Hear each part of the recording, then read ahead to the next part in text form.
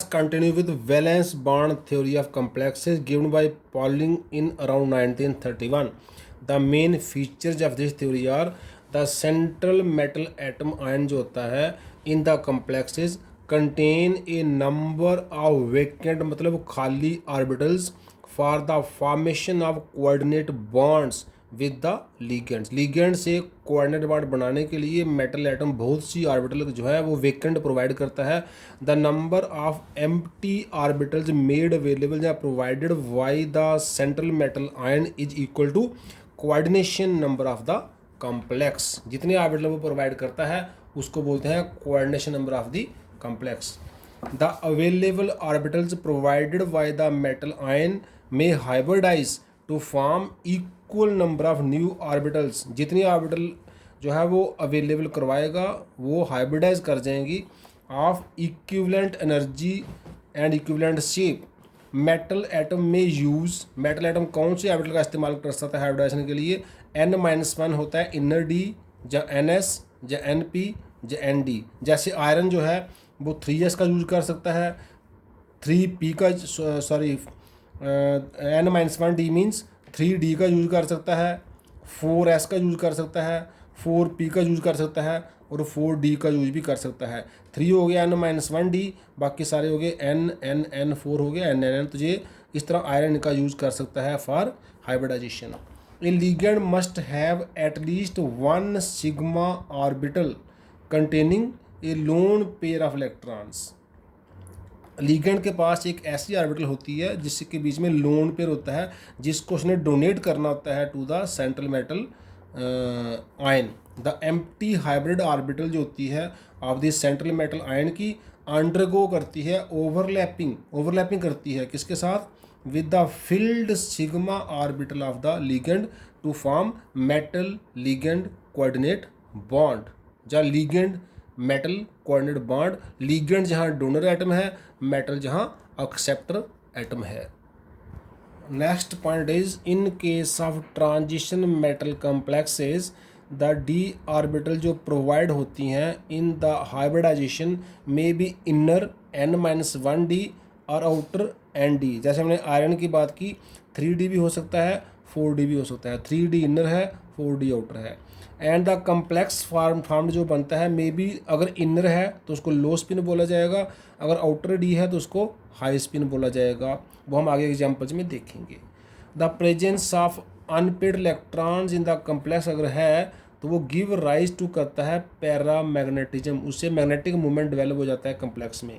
And the number of unpaired electron जो हैं वो हम कैलकुलेट करते हैं from the magnetic susceptibility value से। This also helps to predict the geometry of the complex.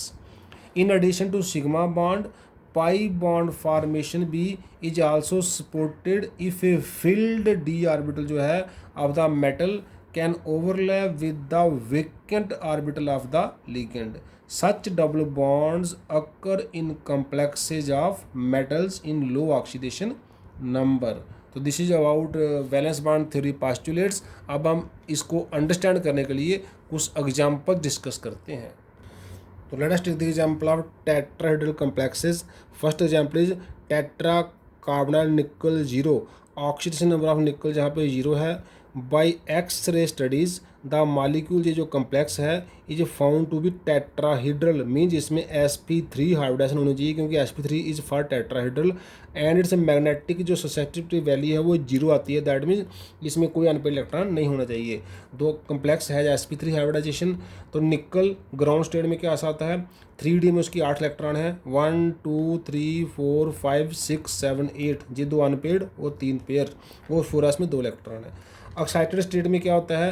ये जो s के इलेक्ट्रॉन हैं ये इसको छोड़ देते हैं under the influence of CO, क्योंकि CO जो है एक स्ट्रांग लिगेंड है, वो क्या करता है इन इलेक्ट्रॉन को s में से निकाल के पीछे जहाँ पर सिंगल इलेक्ट्रॉन है उनके साथ फिट कर देता है। तो ये 3d8 की जगह 3d10 हो जाता है। 1 2 3 4 5 6 7 8 अपने वाले, 2 s वाले भी जहाँ आगे under the influence of CO। अब ये जो वेकेंट ऑर्बिटल हो गई spp ये करेंगी sp3 हाइब्रिडाइजेशन, और जब निकल के पास 4 CO आएंगे तो ये तो पहले ही फुल है, एक पेयर CO का जहाँ, एक पेयर जहाँ, एक पेयर जहाँ, एक पेयर जहाँ, 4 पेयर से 4 कोऑर्डिनेट बॉन्ड बन जाएंगे, सारे इलेक्ट्रॉन पेयर्ड हो जाएंगे। मॉलिक्यूल कम्प्लेक्स जो है वो डायमैग्नेटिक हो जाएगा, उसका मैग्नेटिज्म 0 हो जाएगा क्योंकि सारे पेयर्ड इलेक्ट्रॉन हैं। और sp3 हाइब्रिडाइजेशन की वजह से स्ट्रक्चर हो जाएगा टेट्राहेड्रल। एक और एग्जांपल लेते हैं। सो नेक्स्ट है टेट्राक्लोरोनिकल 2। इसमें ऑक्सीडेशन नंबर ऑफ निकल क्या है, +2 है। सो बाय एक्सरे स्टडीज से क्या है, the molecule is again found to be tetrahedral, means इसमें भी sp3 हाइब्रिडाइजेशन होनी चाहिए। तो कम्प्लेक्स है sp3 हाइब्रिडाइजेशन। निकल ग्राउंड स्टेट में वही आ गया, 3d में 8 इलेक्ट्रॉन, 4s में 2 इलेक्ट्रॉन। अब जहाँ निकल का ऑक्सीडेशन नंबर 2 है तो निकल +2 जब होगा तो क्या होगा, s के जो वैलेंस इलेक्ट्रॉन हैं वो लूज हो जाएंगे, तो we are left with 1 2 3 4 5 6 7 3d8 4s 0 4p already 0 है। अब यहाँ पर क्या होगा, S खाली हो गया है, वेकेंट हो गया है, तो J वाला फिर से sp3 हाइब्रिडाइजेशन करेगा। और जब Cl4 आएंगे तो एक पेयर जहाँ, एक पेयर जहाँ, एक पेयर जहाँ, एक पेयर जहाँ, तो हाइब्रिडाइजेशन sp3 हो गई, स्ट्रक्चर हो गया टेट्राहेड्रल। लेकिन J वाला कम्प्लेक्स पैरामैग्नेटिक होगा क्योंकि इसमें एक और एक 2 अनपेयर्ड इलेक्ट्रॉन हैं d ऑर्बिटल में, तो इसका जो मैग्नेटिज्म है वो कॉरस्पॉन्ड करेगा 2 अनपेयर्ड इलेक्ट्रॉन को, और J कम्प्लेक्स अट्रैक्ट होगा टूवर्ड्स द मैग्नेटिक फील्ड। कुछ और एग्जाम्पल लेते हैं। जो एग्जाम्पल है स्क्वायर प्लेनर कम्प्लेक्स की, टेट्रासाइनोनिकलेट 2। इसमें क्या होता है, पिछला कम्प्लेक्स था टेट्राक्लोरोनिकलेट 2, जो है टेट्रासाइनोनिकलेट 2। ऑक्सीडेशन नंबर इसका निकालेंगे तो +2 ही आएगा, लेकिन by X ray studies the molecule is found to be square planar. इसके पहले जो Cl4 वाला था वो टेट्राहेड्रल था, लेकिन जो स्क्वायर प्लेनर है तो स्क्वायर प्लेनर के लिए इसकी जो हाइब्रिडाइजेशन है दैट इज DsP2, एक D एक S और P2। सो सेम निकल ग्राउंड स्टेट में क्या है 3d8 4s2, निकल +2 स्टेट में क्या है S के 2 इलेक्ट्रॉन चले जाएंगे। अब जब निकल के पास 4 CN आएंगे, CN स्ट्रांग लिगेंड है, वो क्या करते हैं, वो ये जो 2 अनपेयर्ड इलेक्ट्रॉन हैं इनको पेयर अप करके एक ही ऑर्बिटल में इकट्ठा कर देते हैं, इनको वो क्लब कर देंगे और ये D ऑर्बिटल वेकेंट हो जाएगी। तो अब हाइब्रिडाइजेशन क्या होगी, अब ये sp3d नहीं होगी, अब J वाला ऐसे रहेगा, अब हाइब्रिडाइजेशन J वाली होगी क्योंकि D खाली हो चुका है, जहाँ से लेकर जहाँ तक DsPP DsP2 हाइब्रिडाइजेशन हो जाएगी। तो CN का एक इलेक्ट्रॉन जहाँ पे, एक पेयर जहाँ पे, एक पेयर जहाँ पे, एक पेयर जहाँ पे, ऐसे 4 पेयर आ गए। तो DsP2 की वजह से कम्प्लेक्स हो गया स्क्वायर प्लेनर। और इसमें क्या है, जो अनपेयर्ड इलेक्ट्रॉन है वो पेयर अप हो गए हैं। अब इसमें कम्प्लेक्स बनने के बाद कोई अनपेयर्ड इलेक्ट्रॉन नहीं बचा है, सो ये कम्प्लेक्स डायमैग्नेटिक हो जाता है। It does not show any magnetic moment. Next example है टेट्राअमीन कॉपर 2।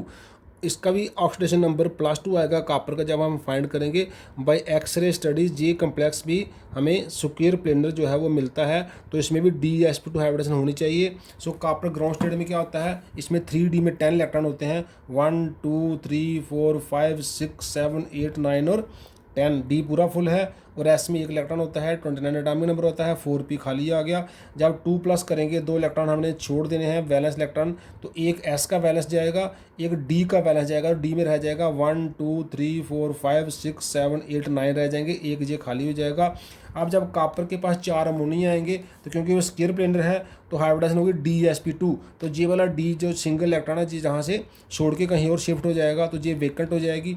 तो एक अमोनिया का पेयर जहाँ पे, एक जहाँ पे, एक जहाँ पे, एक जहाँ पे, तो DsP2 हाइब्रिडाइजेशन हो गई, कम्प्लेक्स स्क्वायर प्लेनर हो गया। लेकिन जो अनपेयर्ड इलेक्ट्रॉन J वाला था वो आगे वेकेंट P ऑर्बिटल में शिफ्ट कर जाएगा। तो इस वेकेंट की वजह से J वाला कम्प्लेक्स स्लाइटली पैरामैग्नेटिक होता है। इसका मैग्नेटिज्म कॉरस्पॉन्ड करता है टू 1 इलेक्ट्रॉन, 1 अनपेयर्ड इलेक्ट्रॉन, क्योंकि इसमें अनपेयर्ड इलेक्ट्रॉन आ गया है। और DsP2 की वजह से ये कम्प्लेक्स होता है square planar in geometry. Octahedral complexes में हम 2 मेन एग्जांपल लेते हैं, हेक्सासाइनोफेरेट 2, हेक्साफ्लोरोफेरेट 2। इसमें ऑक्सीडेशन नंबर ऑफ आयरन +2, इसमें भी +2 आयरन का ऑक्सीडेशन नंबर। जे भी ऑक्टाहेड्रल पाया जाता है बाय एक्सरे स्टडीज़, जे भी पाया जाता है ऑक्टाहेड्रल बाय एक्सरे स्टडीज़। लेकिन इस साइनाइड वाले का मैग्नेटिक मोमेंट 0 आता है, मतलब ये डायमैग्नेटिक आता है। लेकिन फ्लोरो वाला जो है ये पैरामैग्नेटिक आता है और इसका मैग्नेटिक मोमेंट जो है वो कॉरस्पॉन्ड्स करता है टू 4 अनपेयर्ड इलेक्ट्रॉन। इसका मैग्नेटिक मोमेंट 4 अनपेयर्ड इलेक्ट्रॉन के बराबर आता है, लेकिन इसका मैग्नेटिक मोमेंट 0 आता है, ये डायमैग्नेटिक आता है। अब इसको समझने के लिए हम देखते हैं आयरन ग्राउंड स्टेट में दोनों का सेम होगा। 3D में 6 इलेक्ट्रॉन 1 2 3 4 5 और एक पेयर्ड 6। 4s में 2 इलेक्ट्रॉन 4p वेकेंट, आगे 4d भी वेकेंट। आयरन का जब +2 हम दोनों में नंबर है, जब +2 करेंगे तो ये s वाले इलेक्ट्रॉन जो है वो लूज हो जाएंगे, तो आयरन बचेगा 3d6 1 2 3 4 5 6 और 4s वेकेंट हो जाएगा, 4p ऑलरेडी वेकेंट है। अब जब Fe के पास साइनाइड जो है साइनो अप्रोच करेगा for complex formation, cyano being strong ligand, वो क्या करेगा, ये जो 1 2 3 4 5 6 इलेक्ट्रॉन है, एक तो पहले पेयर है, बाकी 1 2 3 4 को भी ये 2 पेयर में चेंज कर देगा, तो ये हो गया 1 2 3 4 5 6। पहले भी 6 थे, अब भी 6 हैं, लेकिन पहले 4 अनपेड थे, अब तीनों के तीनों पेयर बन गए। तो जहाँ से ये 3D है जो वेकेंट हो गया, यहाँ से लेकर यहाँ तक D2 है, S1 है, PP3 है, D2sp3 हाइब्रिडाइजेशन हो गई। तो साइनाइड का एक पेयर जहाँ पे, दूसरा पेयर जहाँ पे, तीसरा पेयर जहाँ पे, चौथा पेयर जहाँ पे, पांचवा जहाँ पे, छठा जहाँ पे, तो सारे ही पेयर्ड इलेक्ट्रॉन हो गए। ये पहले पेयर थे, जे भी पेयर आए और कम्प्लेक्स हो गया, इसलिए सारे पेयर इलेक्ट्रॉन की वजह से कम्प्लेक्स हो गया डायामैग्नेटिक, जहाँ it does not show any magnetic movement. इसमें एक इम्पॉर्टेंट बात क्या है, इसमें D पहले आ रहा है, 3D आ रहा है, तो 4s 4p आ रहा है, मतलब n-1d आ रहा है, 3 हो गया 4 - 1 3 और 4 4 हो गया nn, तो n-1d आया, ns आया, np आया। तो जैसे हमने पॉइंट्स में पढ़ा था, जे वाला हो गया इनर D वाला कम्प्लेक्स और लो स्पिन। लो स्पिन कैसे है, क्योंकि सारे इलेक्ट्रॉन पेयर्ड है तो स्पिन 0 है, तो इनर D वाले को लो स्पिन क्यों कहते हैं, जहाँ से हमने समझा क्योंकि इनर D से क्या होता है, जो अनपेयर्ड इलेक्ट्रॉन है वो पेयर अप हो जाते हैं, पेयर अप होने से उनकी स्पिन जो है वो डिसअपीयर हो जाती है और मैग्नेटिक मूवमेंट भी कम हो जाता है, जहाँ फिर ख़त्म हो जाता है अगर सारे पेयर्ड आ जाएँ तो। अब Fe(F6) में क्या होता है, F जो है वो वीक लिगेंड माना गया है, तो वो आयरन की जे वाली पोजीशन को चेंज नहीं कर सकता है। जे 3D में 6 इलेक्ट्रॉन है, ऐसे रहते हैं 1 2 3 4 5 और 6, जे 4 अनपेयर्ड लगते हैं, अनपेयर्ड रहते हैं।